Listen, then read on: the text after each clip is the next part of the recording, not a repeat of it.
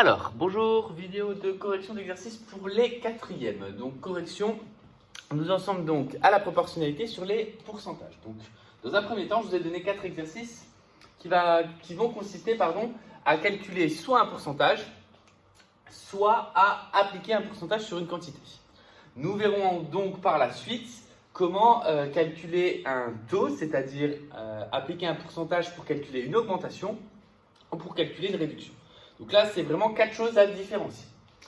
Dans un premier temps, donc ici, on nous propose donc un petit peu de géographie, puisque on nous parle de la France avec son nombre de kilomètres de côte.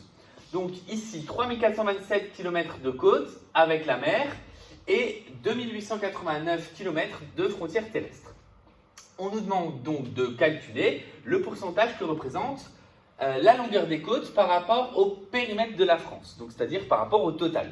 Donc ici, on a plusieurs façons de faire, mais la première façon de faire, c'est d'utiliser la formule qui nous dit c'est l'effectif qu'on nous demande par rapport au total. Donc le périmètre total déjà est à calculer. Le périmètre total, ça va être soit on est au bord de la mer, soit on ne l'est pas, et donc du coup le périmètre total, ça va être 3427 km plus 2889 km, ce qui va nous donner au total, donc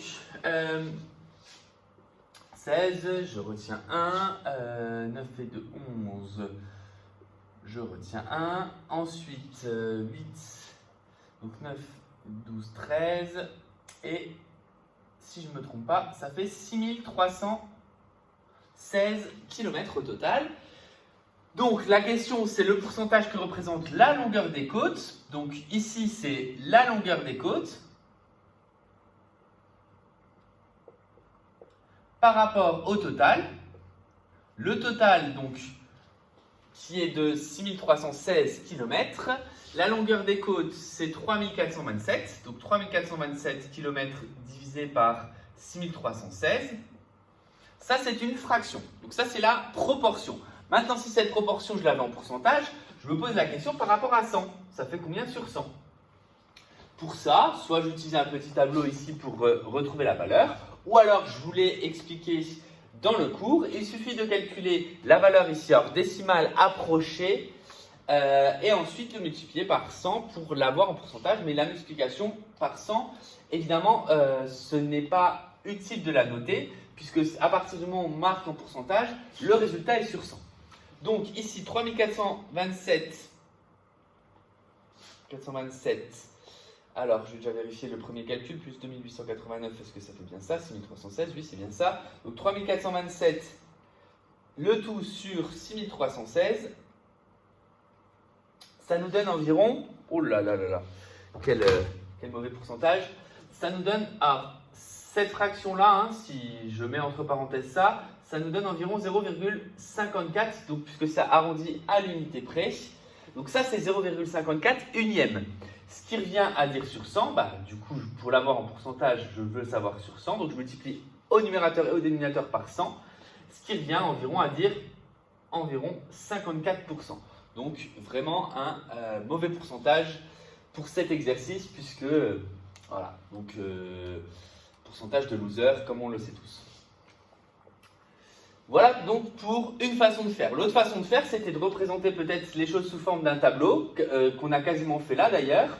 Le total, donc ça correspondrait à la colonne pourcentage. Pourcentage, le 100% représente le total, c'est-à-dire 6316. On se pose la question quel est le pourcentage qui correspond du coup à la longueur des côtes.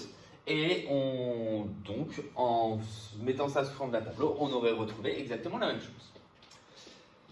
Ici, c'est l'exercice dans le sens inverse, toujours un petit peu de géographie. Pour faire une petite dédicace à mes collègues d'histoire géo. Donc, les océans recouvrent environ 70% de la surface de la Terre. Donc, 70% c'est les océans, ce qui signifie que 30% ça représente du coup surface terrestre. La superficie des océans est de 360,5 millions de kilomètres carrés et on veut estimer la surface totale de la Terre. Pour ça, je vais vraiment représenter les choses sous forme d'un tableau. Encore une fois, c'est une façon de faire. puisque là on me donne des pourcentages et on ne me donne pas forcément tout dans le bon ordre. Donc ici, toujours pourcentage, et là c'est superficie. Donc superficie en kilomètres carrés. On me dit que 70% ça correspond aux océans, et on me dit que la superficie des océans, donc on me la donne, c'est de 360,5 millions. Et moi, ce que je veux savoir, du coup, c'est le pourcentage total de la superficie terrestre, c'est-à-dire les 100% qu'il y a là. Donc là, ce que vous pouviez faire, c'était calculer si 70% correspond à 360,5, calculer les 30% pour du coup les ajouter ensuite et arriver à 100%. Mais là, tout simplement, je cherche à savoir 100%, à combien ça correspond. Je vais du coup poser X ici et faire mon petit produit en croix. Ou alors, je pourrais très bien imaginer calculer le coefficient de proportionnalité. Mais dans tous les cas, ce produit en croix va vérifier. Le produit bleu est égal au produit rouge. Je rappelle que le sens de l'égalité du produit en croix, c'est qu'on a égalité, ça fois ça doit être égal à ça fois ça, c'est-à-dire 70 fois x en bleu, qui est égal à 100 fois 360,5, ce qui revient à dire directement, si vous êtes capable de le faire en une opération, pourquoi pas, que x est égal à 100 fois 360,5, c'est-à-dire le produit des deux connus, divisé par le produit qui est tout seul, avec le nombre qui est tout seul sur la ligne des inconnus, donc ça veut dire divisé par 70. Ce qui revient donc à dire que ça fait 100 fois 360,5 divisé par 70, ce qui revient exactement à 515 millions de kilomètres carrés. D'ailleurs, oui, petite rectification, c'est superficie en millions de kilomètres carrés et pas juste en kilomètres carrés. Évidemment, si on veut marquer, on peut marquer 360 millions. Et donc, du coup, rajouter tous les zéros nécessaires. Dans tous les cas, ici, on trouve 515 millions de kilomètres carrés pour ce pourcentage. Voilà pour ces deux premiers exercices. Les suivants, où on va donc cette fois-ci calculer des pourcentages de quantité.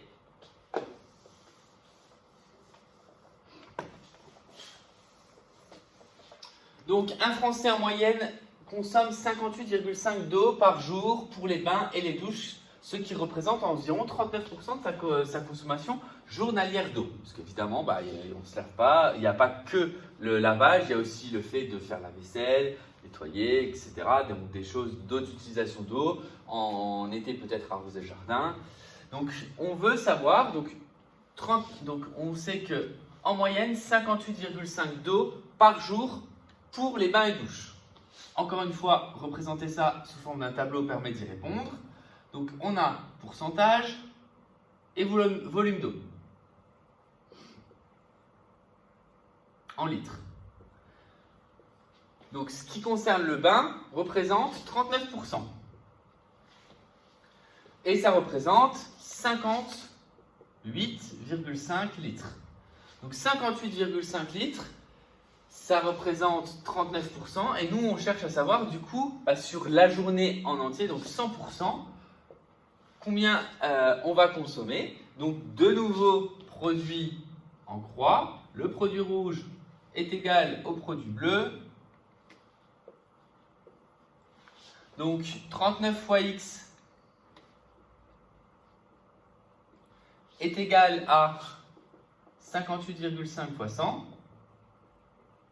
ce qui revient à dire que x est égal à 58,5 fois 100, le tout divisé par 39, ce qui va nous donner, donc 58,5 fois 100 divisé par 39, ce qui va donner 150. Donc la consommation est de 150 litres par jour. Donc sur ces 150 litres, cela représente du coup, on va utiliser 58,5 pour ce qui concerne douche et bain. Pour le 39, on réalise un sondage auprès de 500 jeunes. Et ça indique que 62% des jeunes interrogés disposent d'un smartphone. Donc là, cette fois-ci, on a le pourcentage total de la quantité. C'est-à-dire que là, on va appliquer ce qu'on a vu dans le cours, pourcentage d'une quantité. Jusqu'à présent, on n'avait pas le total et on cherchait à calculer le total. Vous voyez que du coup, ce qui marche vraiment très bien en termes de pourcentage, c'est vraiment les tableaux. Là, on va voir aussi qu'on va pouvoir réaliser les choses sous forme de tableau. Évidemment, vous n'êtes pas obligé. Vous pouvez dire que 39% correspond à 58,5 et on cherche à savoir 100%. Voilà. Le tout, c'est savoir que la quantité totale, c'est 100%. Ça, c'est vraiment important pour permettre de résoudre ce type de problème. D'ailleurs, je ne l'ai pas dit à chaque fois dans les exercices précédents, mais j'attends une phrase réponse. Je n'attends pas juste le calcul. Je l'ai dit à chaque fois à l'oral, mais là, ici, le volume d'eau qu'un Français utilise en moyenne dans une journée est de 150 litres. Ici, donc, un sondage auprès de jeunes. On va de nouveau faire un tableau. Pourcentage.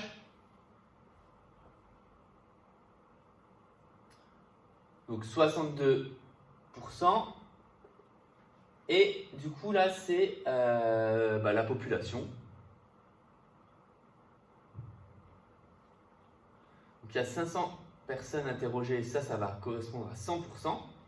Et 62, justement, on cherche à savoir combien. Donc ici, attention, c'est 62. Donc 62% des jeunes interrogés disposent d'un smartphone et en tout, ils sont 500. Et donc la première question, j'imagine, c'est combien de jeunes surfent. Donc, et parmi eux, 30% surfent sur leur téléphone portable au moins une fois par jour. Donc ici, première chose, on va déjà calculer la population de jeunes qui ont un smartphone. Parce que forcément, il va falloir ensuite calculer encore 30% de cette population. Comme ça va me permettre de mêler deux choses. Première chose, calculer un pourcentage d'une quantité à l'aide d'un tableau. Donc là, j'ai 62% que je vais calculer à l'aide du tableau. Et une fois que j'aurai cette population-là, je vais encore appliquer les 30%. Et pour changer de méthode, je n'utiliserai pas de tableau. Donc ici, pour le trouver, clairement, le tableau est vraiment simple parce que je constate que pour passer de là à là, il faut faire x5. Si on ne le constate pas, évidemment, le produit en croix, d'autres façons sont faisables. Mais là, pour passer de 100% à 500, on constate qu'il suffit de faire x5. Donc là, il suffit de calculer 62 x 5. 62 x 5, ça fait 310. Donc là, première chose, c'est de dire que 310 jeunes possèdent un smartphone.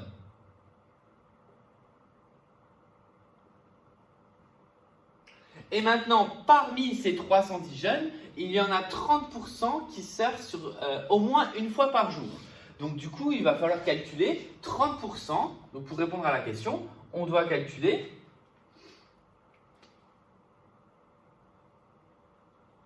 30% de 310 jeunes. Alors là, clairement, on pourrait même y aller sans tableau, sans calcul, uniquement de tête. Parce que 30%, c'est 3 fois 10%. 10%, clairement, dans le cadre de 310 jeunes, c'est facile à trouver. 10%, c'est 31 jeunes. Et donc, du coup, 20%, c'est le double, 30%, c'est le triple. Donc, cela revient à calculer 30 sur 100 multiplié par 310. Ce qui revient donc à dire... Alors, plusieurs façons de faire. Soit je calcule 30 fois 310 divisé par 100, soit je calcule 310 divisé par 100 et le tout fois 30. Dans tous les cas, la réponse va donc être 93. Donc, ce qui représente 93 jeunes. Donc, 93 jeunes au total surfent au moins une fois par jour sur leur téléphone. Évidemment, si on devait calculer ça maintenant, en période en plus de confinement, je pense que sur les 310, il y en aurait 308. En tout cas, il y aurait quasiment 100%. Et donc, du coup, on se pose la question maintenant, ces 93 jeunes, combien représentent-ils par rapport au total? Parce qu'on a dit que ça représentait 30% de ceux qui avaient un smartphone. Mais combien ça représente par rapport à l'ensemble des 500 jeunes, bah là c'est un pourcentage à calculer. Pour calculer donc ce pourcentage donc dans la question B,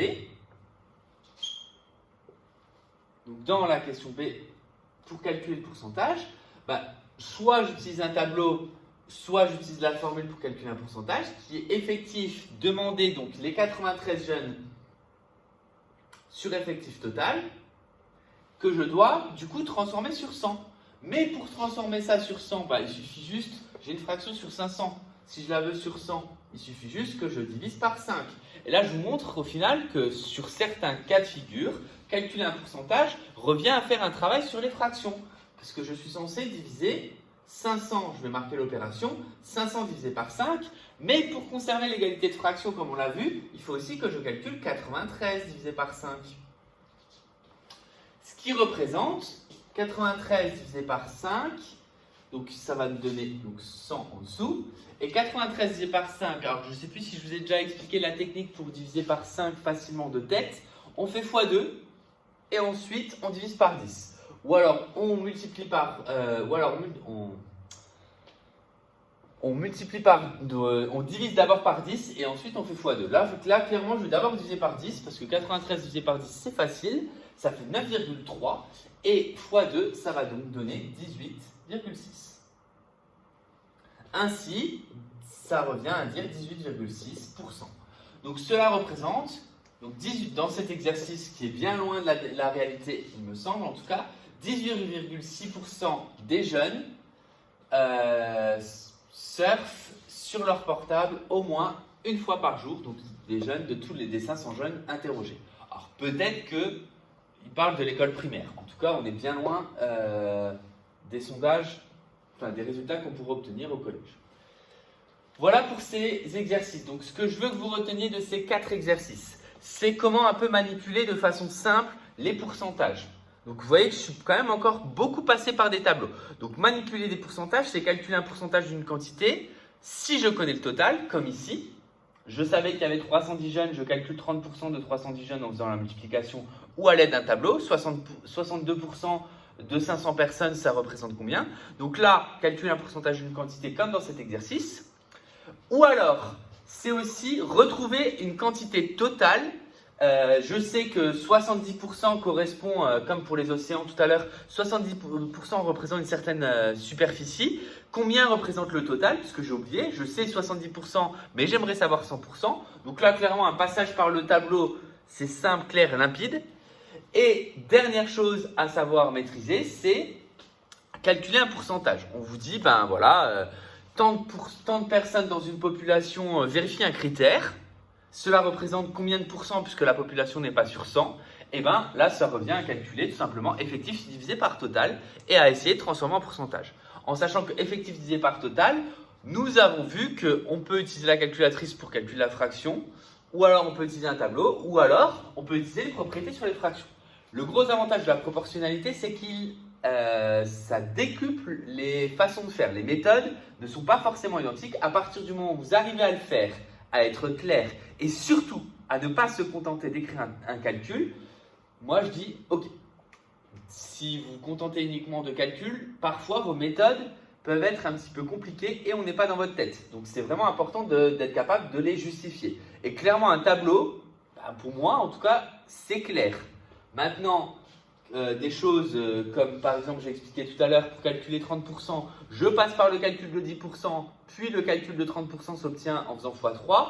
Déjà là, ça s'explique un petit peu plus. Donc soyez vigilants à la façon d'expliquer vos calculs. Voilà du coup pour ces 4 exercices à faire sur la proportionnalité.